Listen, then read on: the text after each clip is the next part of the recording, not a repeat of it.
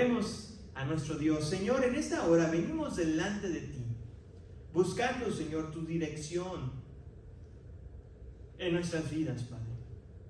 Y en esta hora, Señor, buscamos tu dirección específicamente para que tu Santo Espíritu, Padre, pueda calmar los pensamientos, calmar nuestras emociones, que podamos poner a un lado, Señor, los 1000 pendientes que tenemos que hacer en esta semana, y que nuestro corazón y nuestra mente estén listos para recibir la palabra de Dios, que nuestras almas y nuestro espíritu estén ansiosos por escuchar no lo que un servidor tenga que decir, sino lo que tu palabra a través de tu Santo Espíritu, Señor, estará diciendo a través de mis labios.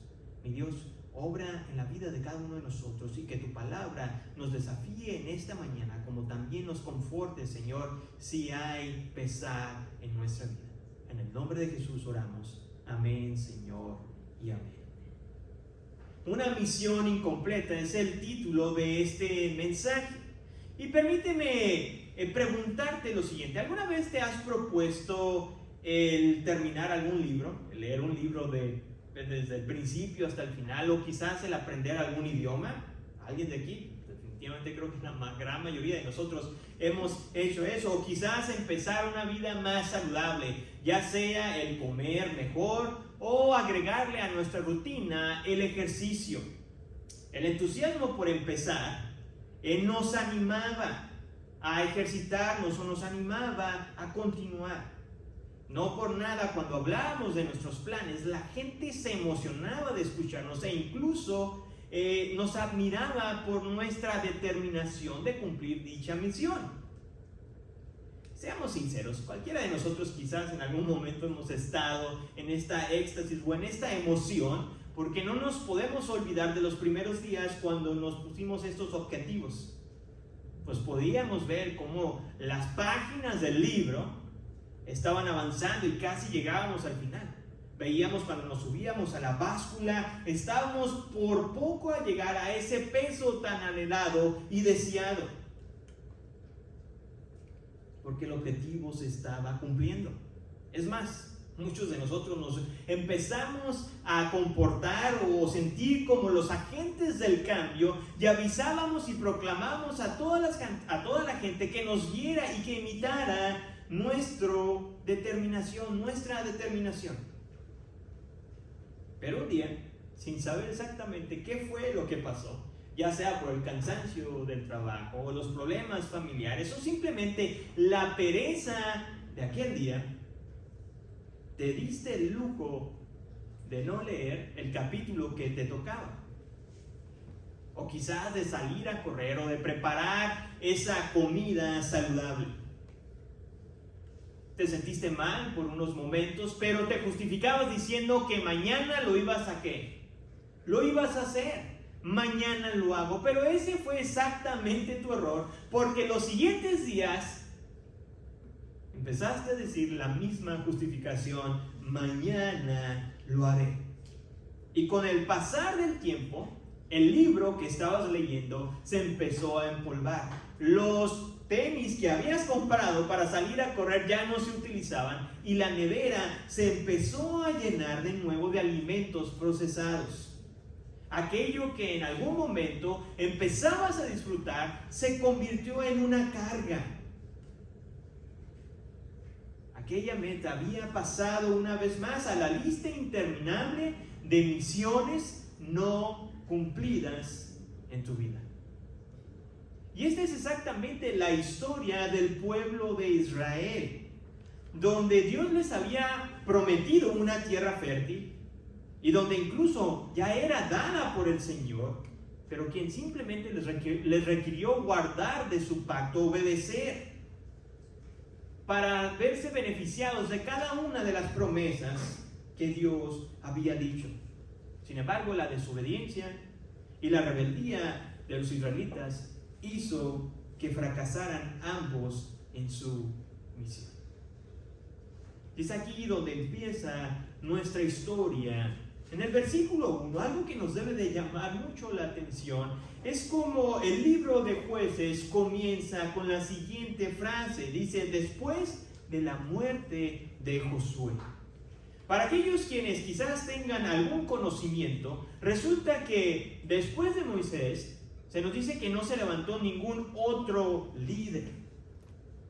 Pero quizás podemos decir o hacerle justicia a Josué que después de Moisés, la segunda persona de mayor influencia tanto en liderazgo como también en la situación militar fue Josué. Se nos dice que también tanto Josué como Caleb fueron los únicos dos hombres de toda una generación que no fueron castigados por Dios. Pues resulta que todos los hombres que habían salido de Egipto, tanto hombres como mujeres, mayores de 20 años, habían recibido el juicio de Dios. Pues en su momento no le creyeron que Dios les había dado la tierra prometida, y como castigo anduvieron ambulantes por 40 años en el desierto, y solamente estos dos varones sobrevivieron. Ni siquiera Moisés, con todo el peso y el liderazgo que tenía, pudo pisar la tierra prometida. Por lo tanto, Josué y Caleb fueron no solo los que pisaron la tierra prometida, sino también los encargados, junto con el pueblo de Israel, de conquistar la tierra que Dios les había dado. Cuando hablamos de Josué, tenemos que hablar de sus palmares militares. Y dentro de estos palmares militares está la conquista de esta ciudad llamada Jericó, la cual se caracterizaba porque estaba rodeada de una muralla impresionante. Pero con la ayuda de Dios y con una estrategia militar poco convencional, aquellas imponentes murallas se vinieron abajo.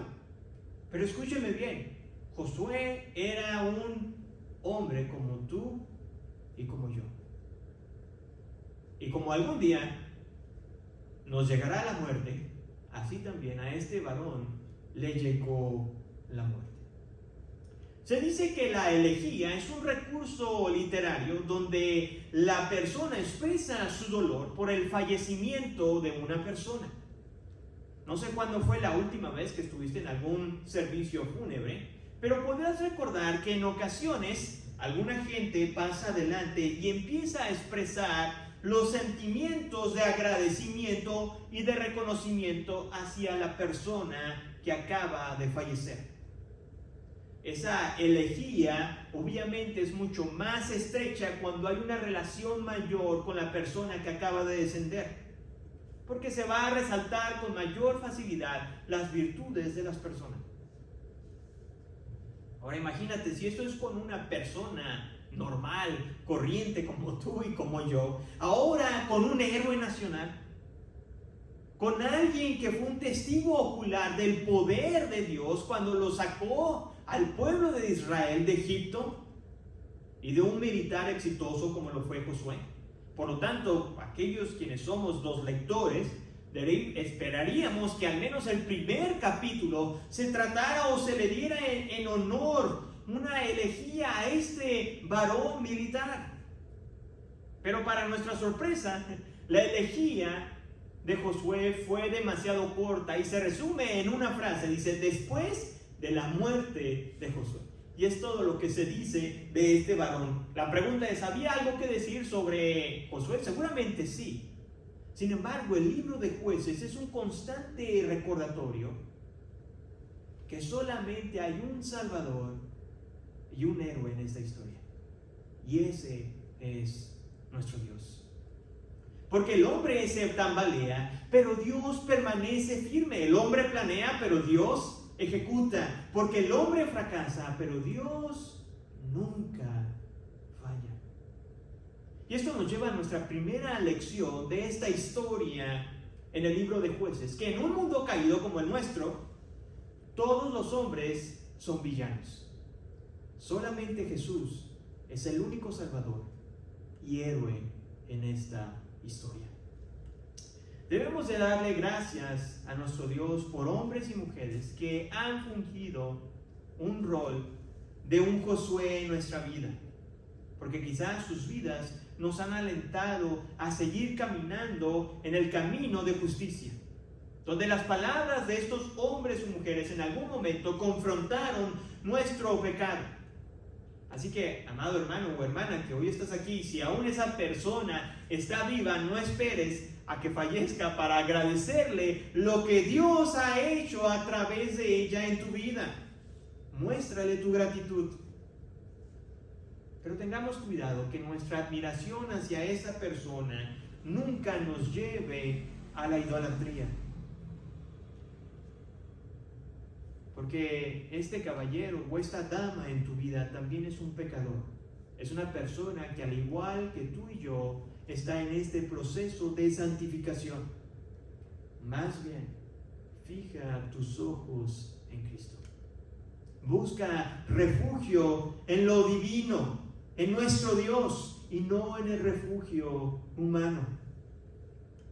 Por otra parte, si tú eres el Josué de alguien más, asegúrate que tu vida siempre esté apuntando a Cristo, para que el día de mañana, cuando en humildad tengas que confesar tu pecado a aquellos quienes te aprecian y admiran tu forma de vivir, cuando te escuchen no se desilusionen y no decidan apartarse del cristianismo porque simplemente te estaban siguiendo a ti y no a Jesús.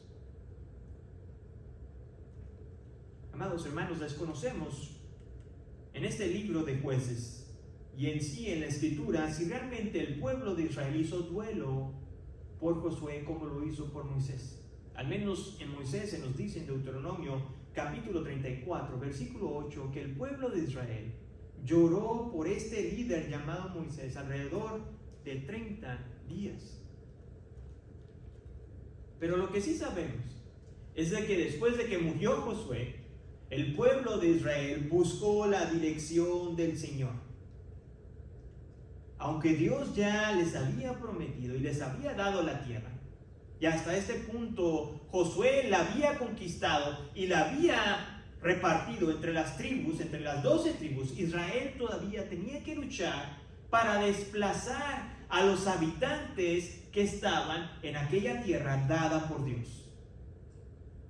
La pregunta es, ¿quiénes eran estos habitantes, los cuales la Escritura los identifica como los cananeos? Bueno, los cananeos era un grupo antiguo de pueblos que vivían en aquel lugar. La Escritura los describe como personas impías e idólatras, los cuales tenían muchos dioses. Pero también son descritos como personas fuertes y grandes. Por lo tanto, el despojarlos de sus tierras o de las tierras que Dios les había dado no iba a ser algo sencillo. Es por eso que el pueblo de Israel necesitaba la intervención divina para derrotarlos y expulsarlos de aquellos territorios. Esta búsqueda divina o este primer paso fue un buen comienzo para el pueblo de Israel. En los primeros 10 versículos del primer capítulo de Jueces se nos relata este drama de estas, al menos de estas dos tribus, de Judá, y de Simeón, donde están despojando a los cananeos de la tierra prometida. Pero a partir del versículo 11 al 18, el escritor hace un giro inesperado. De describir el drama nacional se enfoca solamente en una sola familia. Es como si tuviera un enfoque microscópico y nos quisiera enseñar algo. Y nos empieza a hablar acerca de una persona que pertenecía a la tribu de Judá, llamado también Caleb. Si ustedes se acuerdan, Caleb fue el otro sobreviviente de esta generación que había sido juzgada por Dios. Resulta que este varón, 40 años antes, Moisés le había prometido que Canaán, la tierra prometida, también sería de él. Estamos hablando que en su momento este varón tenía 45 años y ahora tenía 85 años y seguía teniendo la misma energía de hace 40 años atrás, pues estaba listo para conquistar y tomar la tierra que Dios le había prometido. Y no solamente la energía, sino que su fe inquebrantable en Dios seguía intacta. Versículo del 12 al 13, si tienes la oportunidad, te pido que me sigas con tu vista en el capítulo 1 de Jueces. Y dice así: y Caleb dijo: al que ataque a Kiriat Sefer y la tome, yo le daré a mi hija Axa por mujer. Y Otoniel, hijo de Cenaz, hermano menor de Caleb, la tomó y él le dio a su hija Axa por mujer. Amados, la propuesta de este varón de tomar la tierra que Dios les había prometido dar, como también este incentivo extra de que si conquistas esta tierra, te llevas como recompensa a mi hija, no era no más que otra cosa de un desafío hacia las generaciones más jóvenes de obedecer y creer que Dios ya les había dado la tierra prometida. Lo único que tenían que hacer era pelear por ella. Y esto me lleva a reflexionar lo siguiente, amados. Aquellos quienes estamos aquí presentes, y creo que en su gran mayoría lo estamos, que pasamos la barrera de los 30 años, pregúntate lo siguiente: ¿qué estás haciendo tú para desafiar a las generaciones más jóvenes a creer en Dios y a obedecer? ¿Qué estamos haciendo para que aquellos quienes nos van a proceder puedan mantenerse fieles en el camino de Dios? Amados, la historia continúa. Y resulta que si tú tienes la oportunidad, y te invito a que lo hagas, el versículo 18 sería exactamente el mejor final del libro de Jueces, al menos del primer capítulo. Pues resulta que si el escritor hubiera decidido terminar aquí, estuviéramos hablando que estuviera describiendo a un pueblo que fue obediente y lleno de fe, pues se nos describe que tanto las dos tribus de Simeón y la tribu de Judá habían despojado o habían conquistado la tierra prometida que el Señor les había dado. Sin embargo, el escritor no duró mucho, y en el siguiente versículo, el versículo 19, da un giro totalmente inesperado, pues se nos describe el declive de toda una nación. Y empieza exactamente con la primera nación, con la primera tribu que anteriormente se nos había dicho que habían avanzado en la conquista de la tierra prometida. Y esta tribu fracasó en expulsar por completo a los cananeos. Versículo 19 dice: el Señor estaba con Judá, que tomó posesión de la región montañosa, pero no pudo expulsar a los habitantes del valle, porque estos tenían carros de hierro. Esta es la primera vez en el libro de Jueces, en el primer capítulo, que se nos menciona el armamento o los instrumentos de guerra que tenían los enemigos de Israel. Los carros de hierro eran un reflejo del armamento tanto bélico como tecnológico superior a los israelitas. La escritura no nos dice cuántos carros de hierro tenían los cananeos, pero al menos tenían lo suficientes para intimidar al pueblo de Dios. Y esto nos lleva a nuestra segunda lección. El sentido común, sin fe en Dios, hace que los problemas se vean más grandes que Dios. Cuando nuestro sentido común no está acompañado de la fe en Dios, hace que los problemas a nuestro alrededor se vean mucho más grandes y fuertes que nuestro Salvador. De acuerdo con la psicología, el sentido común es la capacidad de valorar las situaciones que están a nuestro alrededor y tomar decisiones acertadas. En otras palabras, para nuestra sobrevivencia. El sentido común nos dice: Héctor, no toques la estufa caliente porque si la tocas te vas a quemar. El sentido común nos dice: no cruces la calle cuando un carro viene a toda velocidad porque si no te van a atropellar. te van a atropellar. Bueno, al menos uno contestó, no sé los demás, ¿verdad? Pero espero que no crucen. Gracias porque terminó la frase, así es, no crucemos si viene un carro a toda velocidad. Amados, es muy fácil sentarse en este lado del tiempo, en las sillas en las que estamos, y sentirnos cómodos y emitir un juicio en contra del pueblo de Israel y decir que se acobardaron ante los carros de hierro. Pero desde un punto de vista estratégico militar, los cananeos tenían cierta ventaja. Por lo tanto, la decisión de no atacar a estos habitantes tenía sentido ¿qué? Común.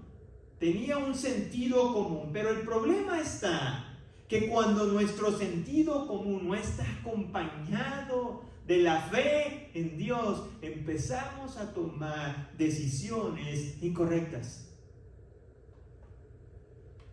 El escritor claramente dice ahí en el versículo 19, el Señor estaba con Judá.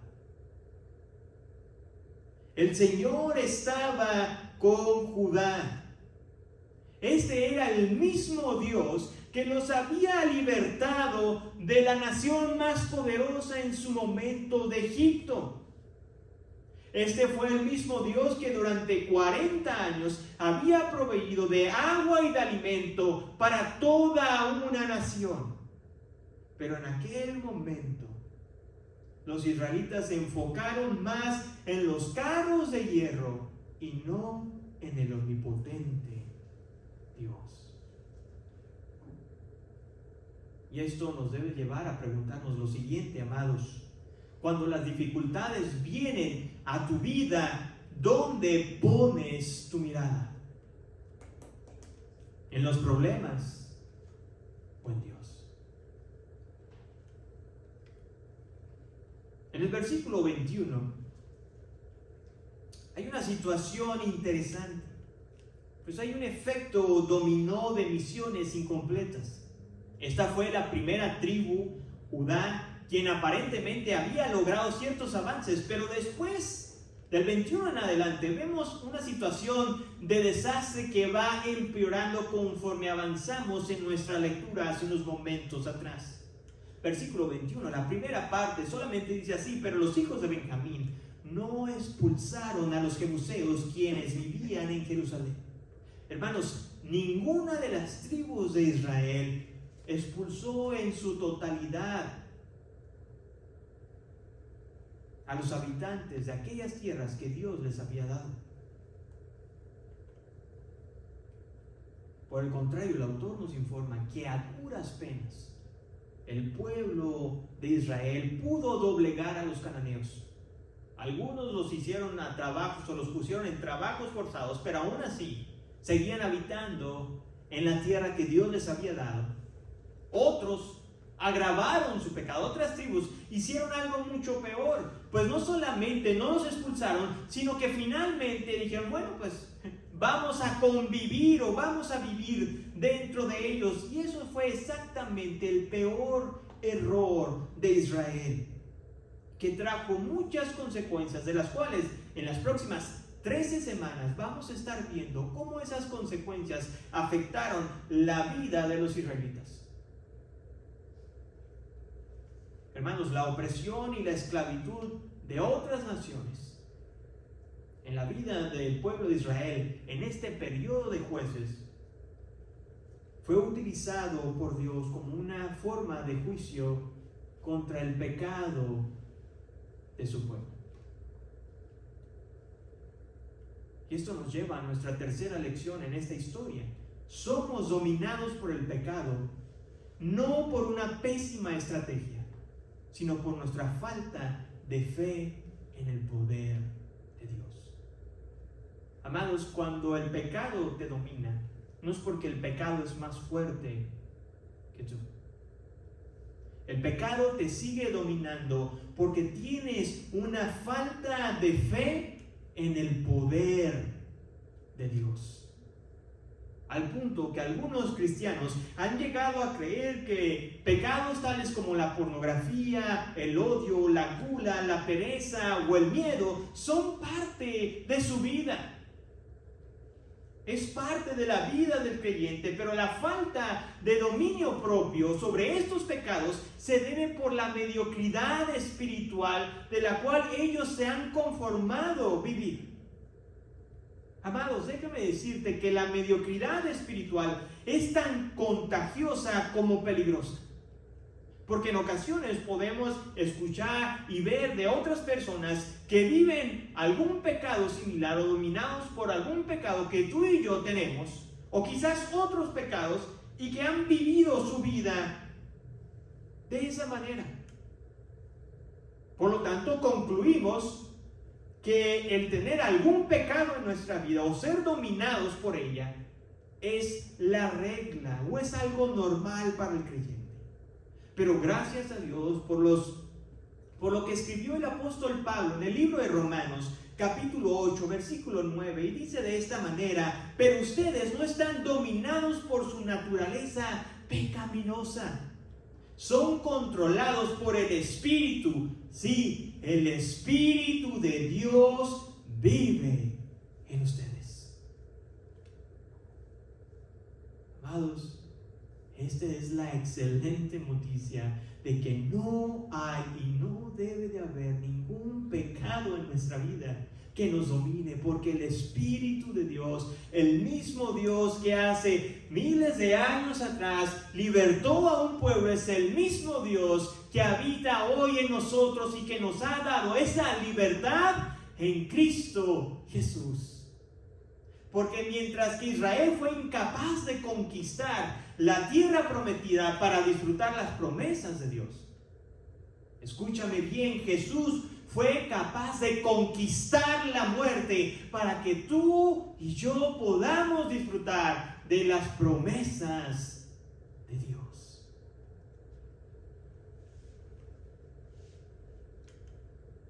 Amados, el primer capítulo, si hubiera la oportunidad de encajonarlo o resumirlo en un solo encabezado en un periódico, sería lo siguiente: extra, extra, extra, los carros de hierro impidieron la conquista. Ese sería el titular principal en el periódico de los israelitas, pues ellos estaban justificando su desobediencia porque el enemigo tenía un mejor armamento bélico. Amados, pregúntate lo siguiente: ¿cómo justificas tu pecado delante de Dios? El pueblo de Israel justificó su desobediencia porque el enemigo tenía mejores armas que ellos. Quizás tú te justificas o justificas tu rencor a cierta persona por lo que te ha hecho en el pasado y dices: no, Dios, ¿cómo voy a perdonar a esta persona por lo que me hizo? Quizás justificas tu falta de compromiso con Dios y con su iglesia por la agenda tan apretada que tienes. Y podrás decir: Dios, perdóname, pero es que tengo tantas cosas que hacer en mi vida y son tan importantes que me es imposible apartar un momento para estar contigo y con tu iglesia. O quizás justificas tu desinterés por aprender más de Dios porque no entiendes la Biblia. ¿Por qué no sabes más de Dios? Bueno, es que sabes que leer la Biblia es algo difícil y no la entiendo. Y es la forma como justificas tu apatía. Esta conquista a medias de la tierra prometida no fue por una mala estrategia militar, amados, sino fue por la desobediencia. Por ese motivo el Señor vio la necesidad de aparecerse en Gilgal para redirigir a un pueblo que se había desviado completamente por causa del pecado. En el capítulo 2 se nos menciona ahí que el Señor se apareció en este lugar, Gilgal. Esta referencia de este lugar tiene algo muy significativo, Pues resulta que en Josué, capítulo 5, el Señor fue en Gilgal donde los israelitas se circuncidaron y donde se consagraron en fe para obedecer a Dios. La historia no lo menciona ni lo relata, pero amados, no es difícil de imaginar que los israelitas hasta cierto punto se sentían conformes con el pedazo de tierra que habían obtenido. Pongámoslo en perspectiva. Estamos hablando de una generación que seguramente no entendía en su totalidad la esclavitud como sus papás lo habían vivido. Estamos hablando de una generación que hoy tenía, aunque sea un poquito más que lo que sus padres habían tenido seguramente en toda su vida. Es por eso que las palabras del ángel del Señor fueron un recordatorio con dos objetivos. El primero fue recordar la fidelidad y misericordia de Dios, como también señalar la desobediencia de un pueblo malagradecido. Versículo 1 y 2 dice así del capítulo 2 de Jueces: yo los saqué a ustedes de Egipto y los conduje a la tierra que había prometido a sus padres, y les dije: jamás quebrantaré mi pacto con ustedes. Y en cuanto ustedes no harán pacto con los habitantes de esta tierra, sus altares derribarán. Pero no me han obedecido. ¿Qué es esto que han hecho? Amados, no nos confundamos de que la exhortación que acabamos de leer era por el fracaso de haber expulsado a los habitantes de aquella región. Porque obviamente Dios tenía el poder suficiente para desaparecer con un chasquido de dedos a todos aquellos quienes habitaban en aquel lugar. Pues el Señor, de una forma maravillosa y con gran poder, lo había hecho, había sacado al pueblo de Israel de la nación más imponente de aquel tiempo, de Egipto. En el versículo 3 se ve implícito esta situación, que el Señor iba a ser quien los iba a echar, quien iba a quitar a los habitantes. Versículo 3 dice: no los echaré delante de vosotros.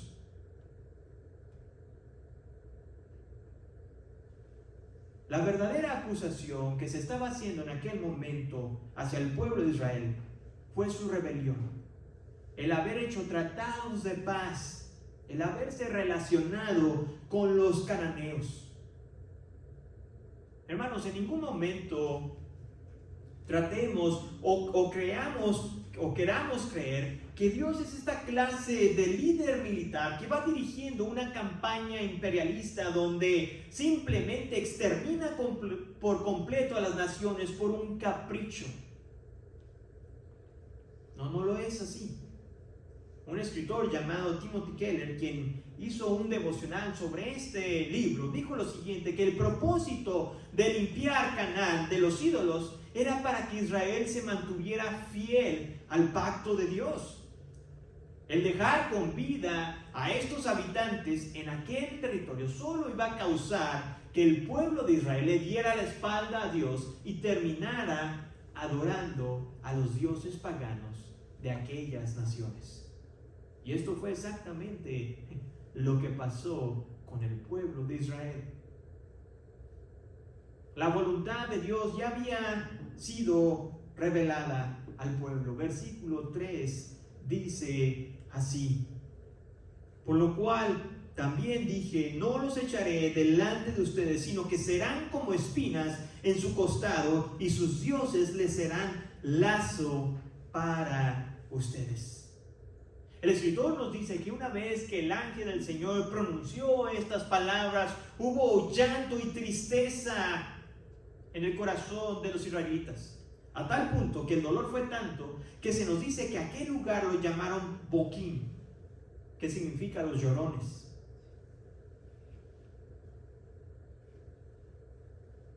El llanto y el sacrificio a Dios aquel día fue simplemente superficial.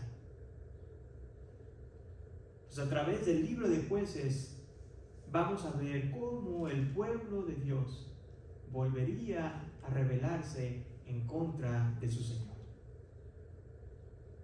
Y esto nos lleva a nuestra cuarta lección de esta historia. Dios perdona el pecado, pero las consecuencias permanecen en nuestras vidas. Amados, las consecuencias de nuestros pecados son permitidas por Dios para que tú y yo entendamos la gravedad de nuestra transgresión. Dios permite las consecuencias de tu pecado para que puedas entender lo grave que es pecar en contra de un Dios santo. ¿Dios perdona al adúltero? Claro que sí. Dios perdona al adúltero, pero las cicatrices de una traición permanecerán en aquel matrimonio restaurado. ¿Dios perdona al chismoso? La buena noticia es que sí, Dios perdona al chismoso, pero habrá amistades, entiéndelo bien, que no volverán a ser igual.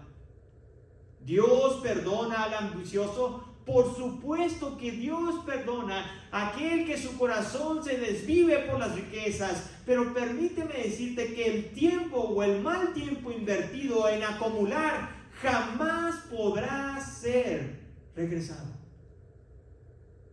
Y estas consecuencias Dios las permite para que tú y yo entendamos lo grave y lo malvado y perverso que es el pecado. Algunos se quejan de las consecuencias en sus vidas y oran al Señor intensamente para que sean quitadas. Pero nosotros, amados, debemos de agradecerle a Dios porque estas consecuencias son temporales.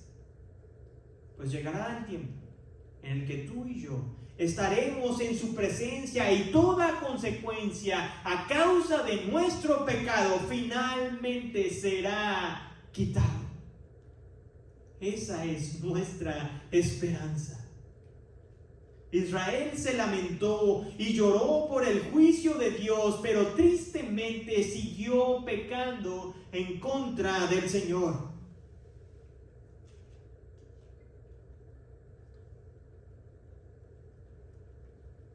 Amados, ¿tu lamento por el pecado es sincero?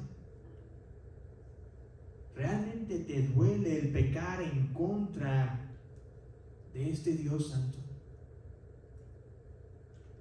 ¿O simplemente te limpiarás las lágrimas para seguir pecando contra el Señor? Oremos a nuestro Dios. Señor, en esta hora venimos delante de ti. Primeramente reconociendo, Señor, que en nuestra vida hay muchas cosas que han quedado inconclusas, Padre. Muchas cosas de las cuales quizás tú nos has mandado hacer y que no hemos llevado, Señor, o que no las hemos hecho a cabo por diferentes situaciones. Y quizás, siendo honesto, muchas de ellas injustificables, Señor. Pues excusas, Señor, jamás se nos acaban.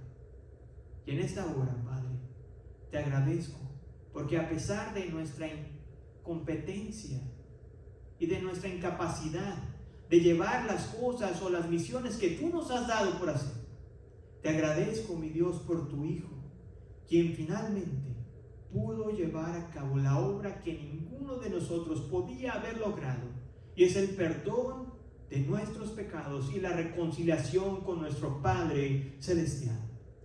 Y en esta hora, mi Dios, yo te pido que esa sea la misión más importante de la cual tenemos que verificar que esté cumplida en nuestra vida. Que el perdón de pecados y la reconciliación con este Dios santo esté en nuestra vida. Que podamos tener esa seguridad eterna, que algún día podremos disfrutar de estar en tu presencia por lo que Jesús hizo por nosotros en la cruz del Calvario. En tu nombre, Señor, oramos. Amén, Señor.